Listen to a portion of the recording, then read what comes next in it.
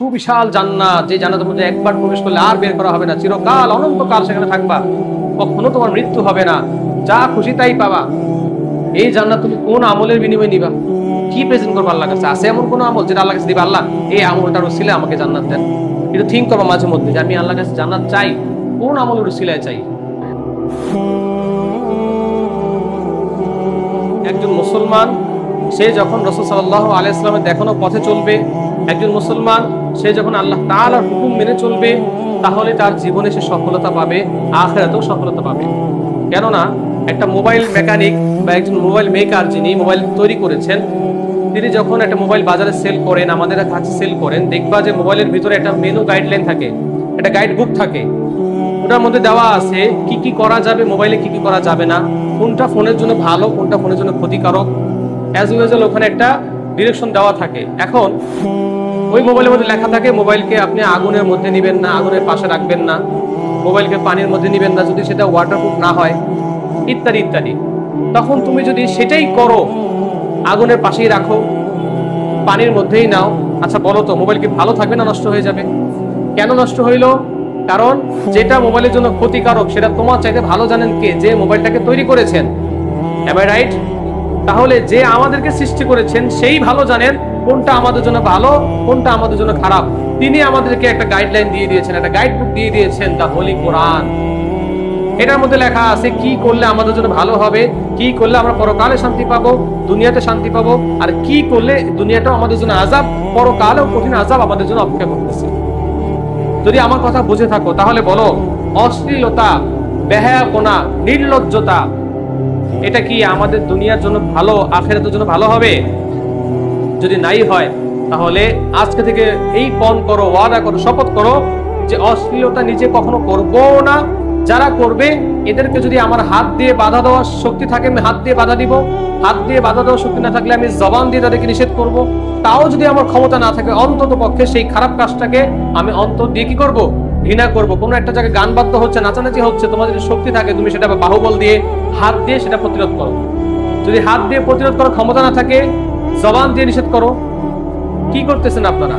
গান বাদ্য করছেন, নাচানাচি করতেছেন বিয়ে উপলক্ষে। আপনি কি মনে করেন একটা সুন্নতি কাজ, এটা আপনি গান বাদ্য দিয়ে শুরু করলে আল্লাহ তাআলার রহমত আসবে, এটার মধ্যে বরকত আসবে? কোন মুসলমান বলবে না যে না আমি গান বাদ্যর মাধ্যমে, নাচানাচির মাধ্যমে যদি শুরু করি বরকত আসবে, রহমত আসবে। কেউ বলবে না, সবাই বলবে না ঠিক আছে আসবে না, আমরাও জানি। তাহলে আপনারা কি চান এই বিয়ের মধ্যে, এই দাম্পত্য জীবনের মধ্যে, জীবন সংসারের মধ্যে শান্তি আসুক, সুখ আসুক, আল্লাহর রহমত আসুক? যদি চেয়ে থাকেন তাহলে আল্লাহ তাআলার নিষিদ্ধ পথে গিয়ে এগুলোকে স্টার্ট করা যাবে না। আল্লাহ যেভাবে বলেছেন সেভাবেই করেন, সেটার মধ্যেই আপনার জন্য শান্তি নিহিত রয়েছে। আচ্ছা, এরপরে দেখো আমাদের জন্য কি রয়েছে। এর পরের পেজে বলা হয়েছে অশ্লীলতা মানুষের পরলৌকিক জীবনকে দুঃসহ করে তোলে। রাসূল সাল্লাল্লাহু আলাইহি ওয়াসাল্লাম বলেন, আল জান্নাতু হারামুন আলা কুল্লি ফাহিশিন আইয়াদখুলাহা। প্রত্যেক অশ্লীল আচরণকারী জান্নাতে প্রবেশ হারাম। প্রত্যেক অশ্লীল আচরণকারীর জন্য জান্নাতে প্রবেশ হারাম। কানজুল উম্মাহের মধ্যে আছে। এরপর আছে অশ্লীলতা ত্যাগ করা মুমিন বান্দার অন্যতম বৈশিষ্ট্য। তুমি কি মুমিন নাকি মুমিন না? যদি মুমিন হও তোমার জন্য জান্নাত রয়েছে। কেন বলেছে কদে আফলাহাল মুমিনুন, তারাই সফল কাম যারা মুমিন হয়েছে। এখন তুমি যে মুমিন হয়েছো কিনা সেটা মিলাও।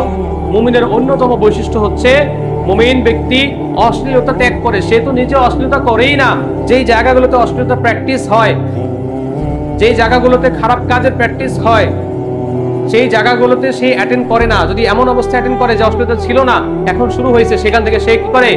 উঠে চলে যায়। সেই জায়গাটা সে ত্যাগ করে, অসৎ সঙ্গ ত্যাগ করে। তাহলে একটা পার্টি হচ্ছে, একটা অনুষ্ঠান হচ্ছে, তোমাকে ইনভাইট করা হয়েছে, তুমি আসো, নর্মাল সিস্টেমগুলোতে তুমি থাকো। যখনই খারাপ কিছু শুরু হয়ে যাবে, নাচ গান শুরু হয়ে যাবে, বেহায়াপনা শুরু হয়ে যাবে, আল্লাহ তাআলার অবাধ্যতা শুরু হয়ে যাবে, সেখান থেকে তোমার ত্যাগ করা ওই জায়গাটা ফরজ তোমার জন্য, যদি তুমি মুসলমান হয়ে থাকো। আর যদি তুমি কোম্পানির ভয় করো, টিচারের ভয় করো, ফ্যামিলির ভয় করো, মানুষের কথার ভয় করো, এবং মানুষের কথার ভয় করে আল্লাহর কথাকে তোয়াক্কা না করে হারামের মধ্যে লিপ্ত থাকো, তাহলে জেনে রাখো তুমি প্রকৃত মুমিন হতে পারোনি।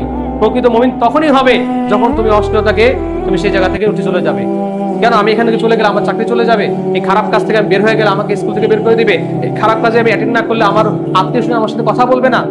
যাই হোক, দুনিয়া চলে যাক, আমার আল্লাহ যদি আমার জন্য রাজি থাকে, এই দুনিয়া আমার জন্য কিছুই না। কথা বোঝা গেছে? এজন্য আল্লাহ তাআলাকে রাজি করতে হবে। দুনিয়া যদি বেজারও হয়ে যায়, দুনিয়া যদি অসন্তুষ্ট হয় আমার কিছু হবে না, আমার কিছুই যায় আসে না, আমার আল্লাহ তাআলাকে আমাকে কি করতে হবে? রাজি করতে হবে। কারণ আমি ছিলাম আল্লাহর কাছে, আবার ফিরে যেতে হবে কার কাছে? আল্লাহর কাছে। চোখের সামনে দেখো কত মানুষ আল্লাহর কাছে চলে যাচ্ছে আর ফিরে আসতেছে না, তার সাথে তারা কেউ যাচ্ছেও না, একা একা কবরে রেখে চলে আসতেছে। তাহলে তোমার ডিল আল্লাহর সাথে তোমাকেই করতে হবে। তোমার ডিলের সময়, তোমার হিসাব দেওয়ার সময় তোমার সাথে কেউ এসে সাহায্য করবে না, কোনো হেল্পিং হ্যান্ড থাকবে না। তাহলে কাদেরকে খুশি করার জন্য বা কাদের মন রাখার জন্য তুমি আল্লাহকে অসন্তুষ্ট করবা? এরপরে দেখো, অশ্লীলতা ত্যাগ করা প্রত্যেক মুমিন বান্দার জন্য অন্যতম বৈশিষ্ট্য। আল্লাহ তাআলা বলেন, ওয়াল্লাযীনা ইয়াজতানিবুনা কাবাইরাল ইসমি ওয়াল ফাওয়াহিশ, তারাই মুমিন যারা গুরুতর পাপ ও অশ্লীল কাজ থেকে বেঁচে থাকে। সূরাতুশ শুআরা আয়াত নাম্বার 37। প্রতিকার, ইসলামের নীতি ও আদর্শ অনুশীলন, পারিবারিক ও সামাজিক সচেতনতা গড়ে তোলা এবং সচেতনতার পাশাপাশি আইনি প্রতিকারের ব্যবস্থা গ্রহণের মাধ্যমে দৃষ্টান্তমূলক শাস্তির ব্যবস্থা করা। অশ্লীল কথা, কর্ম, অপরাধকে সবাই ঘৃণা করে। অশ্লীলতা অসভ্যতা ও বর্বরতার প্রতীক। অশ্লীল আচরণ ও কর্ম থেকে আমরা বিরত থাকবো, অন্য কেউ বিরত থাকতে অনুপ্রাণিত করব। কথা বোঝা গেছে? এজন্য শুধু নিজের জীবনেই না, নিজের পরিবারের মধ্যে, সমাজের মধ্যে, রাষ্ট্রের মধ্যে, গোটা পৃথিবীময় আমরা এই অশ্লীলতার বিরুদ্ধে দাঁড়াবো। অশ্লীলতাকে কিভাবে ভেঙে চুরে তছনছ করে দিয়ে শালীনতার পৃথিবী তৈরি করা যায়, শালীনতার সমাজ তৈরি করা যায়, ইসলামী দেশ কায়েম করা যায়, যেখানে শান্তি আর শান্তি, অশান্তির লেশ মাত্র থাকবে না, সেই সমাজ, সেই রাষ্ট্র ব্যবস্থা, সেই রাষ্ট্র কাঠামো আমরা যেন তৈরি করতে পারি, সেভাবে নিজেদের জীবনে এবং সমাজের মধ্যে, পরিবারের মধ্যে বাস্তবায়নের চেষ্টা থাকতে হবে। প্রথমে নিজের জীবনে চেষ্টা করো, ধীরে ধীরে ধীরে ধীরে দেখবা ইনশাআল্লাহ এটা সব জায়গায় তৈরি হয়ে যাবে, সব জায়গায় এটার বাস্তবায়ন আমরা দেখতে পাবো। আজ নিজের জীবনেই আমরা বাস্তবায়ন না করি, তাহলে সমাজের মধ্যেও আমরা এটাকে কি করতে পারবো না? বাস্তবায়ন করতে পারবো না। প্রথমে নিজের মধ্যে আমরা আগামীকাল থেকে না, আজ থেকেও নয়, এখন থেকেই চিন্তা করো যে আমরা রাসূল সাল্লাল্লাহু আলাইহি ওয়াসাল্লাম যেভাবে বলেছেন, যেটা জানবো যেই মুহূর্তে, সেই মুহূর্তে সেটা আমরা আমল শুরু করে দিব। আমি সব জানবো না, যতটুকু জানবো অতটুকুর উপরে কি করব? নিজে আমল করব এবং যারা জানে না তাদেরকে জানাবো। এতে করে সে যদি এটার উপর আমল নাও করে, তোমার যে জানানোর কাজটা দায়িত্ব ছিল, তোমার দায়িত্ব থেকে তুমি মাফ পেয়ে গেলা, তোমার দায়িত্ব পালন হয়ে গেল। এবং সে যদি এটার উপর আমল করে, সে আমল করে যে সওয়াব পাবে, সেই সওয়াবটা তোমার আমল নামাও তুমি অটোমেটিকলি পেয়ে যাবা। এজন্য যখনই যেটা জানবা, হাদিস হোক, কোরআন হোক, এটাকে অন্যদের মাঝে ছড়িয়ে দিবা, ফ্যামিলির মধ্যে, বন্ধু বান্ধবের মধ্যে। এই আজকে আমরা একটা হাদিস শিখছি, হাদিসটা হলো এই এই এই। প্রাথমিক পর্যায়ে এতদিন দুষ্টামি করছে, তাদের সাথে খারাপ কথা বলছে, এখন হাদিসের কথা বলে তোমাকে হাসি ঠাট্টা করতে পারে, করুক হাসি ঠাট্টা। সে যে আমি বললাম, সে তো আমার সাথে কবরে যাবে না, আমার কবরে আমারই যেতে হবে। আমি তো আল্লাহর কাছেই ছিলাম, তার সাথে আমার মাত্র সাময়িক কয়েক বছরের পরিচয়, এতে করে আমি আল্লাহ তাআলাকে অ্যাভয়েড করতে পারি না। আমাকে আল্লাহ তাআলার কাছে যেতে হবে। আমার সাথে কত ফ্রেন্ড কবরে চলে গেছে, তোমার বয়সে কত মানুষ কবরে চলে গেছে, তুমি এখনো বেঁচে আছো আল্লাহ তাআলার দয়ায়, যে কোনো মুহূর্তে তুমিও কবরে চলে যেতে পারো। অতএব সামান্য কয়টা দিনের জিন্দেগি, কয়েকটা দিনের অস্থায়ী জীবন, এটা নিয়ে এত রং তামাশা, এত হাই হুতাশ আল্লাহ তাআলার বিরুদ্ধে গিয়ে কোনো বুদ্ধিমানের কাজ নয়। এজন্য আমরা কি করব? অশ্লীলতা থেকে বেঁচে থাকবো। পাশাপাশি ইসলাম যেই বিষয়গুলো আমাদের পালন করতে বলেছে, প্রথম কাজ হচ্ছে নামাজ। যে অবস্থায় থাকো, যেই অবস্থায় থাকো, বলছে যুদ্ধের ময়দানের মধ্যেও নামাজ মিস নাই। তুমি দাঁড়াতে পারো না, বসে নামাজ পড়ো, বসতে পারো না, শুয়ে পড়ো, শুইতে হাত দাঁড়াতে পারো না, ইশারায় নামাজ পড়ো, ইশারা নামাজ পড়তে পারো না, মনে মনে ইঙ্গিত করে নামাজ পড়ো। পানি নাই, তায়াম্মুম করো, তায়াম্মুমে মাটিও নাই, পানি তায়াম্মুম ছাড়াই তুমি কি করো? নামাজ পড়ো। কোনো অবস্থাতেই নামাজ মিস নাই। আর তুমি আমি সুন্দর সব কিছুর বন্ধ ব্যবস্থা আছে, ঘরে শুয়ে শুয়ে মোবাইল টিপে খেলাধুলার মধ্যে অলসতাবশত নামাজ ত্যাগ করতেছি। অথচ বলা হয়েছে এক ওয়াক্ত নামাজ যদি কেউ ত্যাগ করে, ইচ্ছে করে এক ওয়াক্ত নামাজ যদি কেউ ত্যাগ করে, তার জন্য ৭,০০০ বছর জাহান্নাম। আপনি কত ওয়াক্ত নামাজ ত্যাগ করছেন? এমন অনেক আছে নামাজ কয় ওয়াক্ত পড়ছে সেটা হিসাব করে বলতে পারবে জীবনে, ওই ২-৩ ওয়াক্ত পড়ছে, ৫ ওয়াক্ত পড়ছে। এমনও কপাল পড়া আছে সপ্তাহে একদিন যায় মসজিদে। তুমি কিসের মুসলিম, মানে কিসের আশায় তুমি জানাতে আশা করো? কি পেশ করবো আল্লাহর সামনে? আল্লাহ এই যে এই আমল আমার, এই আমলের উসিলায় আমি আপনার এই সুবিশাল জান্নাত চাই।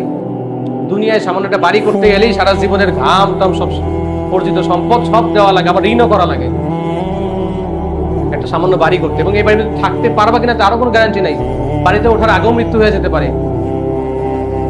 আর তুমি এই সুবিশাল জান্নাত, যে জান্নাতের মধ্যে একবার প্রবেশ করলে আর বের করা হবে না, চিরকাল অনন্তকাল সেখানে থাকবা, কখনো তোমার মৃত্যু হবে না, যা খুশি তাই পাবা। এই জান্নাত তুমি কোন আমলের বিনিময়ে নিবা?